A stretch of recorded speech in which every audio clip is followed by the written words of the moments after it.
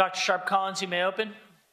Thank you, Mr. Speaker and members. I rise to present Assembly Bill 2108, which creates a statewide diversion option for low-level, nonviolent retail theft so offenders are held accountable without being pushed deeper into the justice system.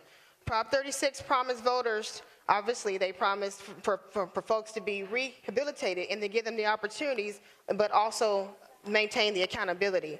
That is what diversion is. And while we have diversion programs for drugs and for mental health, we do not have the same for crimes that are done out of the necessity, which is led by poverty.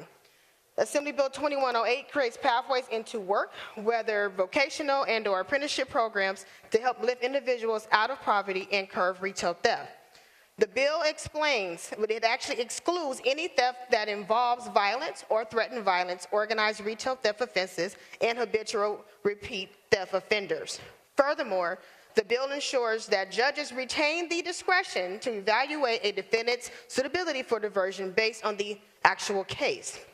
This bill is not an anti-Prop 36 bill, but instead it actually builds on the proposition's promise of consequences and also treatment. Without this bill, the poor who are convicted of theft crimes are left with no treatment options. Further, this bill is supported by the Retailers Association, who acknowledges that this is the way to reduce theft crimes. Retailers are the ones that suffers when diversion or incarceration fails, and they have chosen to support Assembly Bill 2108. The time for this bill is now. We have spent a lot of time on this floor highlighting the harm that's done by H.R. 1 cuts. Let's be real. These cuts will push thousands of Californians into poverty, further increasing the necessity of securing basic resources.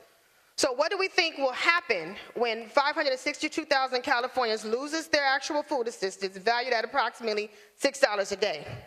How will the 1 million Californians kicked off of Medicare secure their medication and other medical supplies?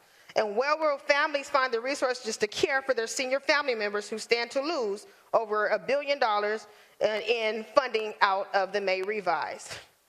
So deprivation of resources breeds desperation, and desperation breeds necessity.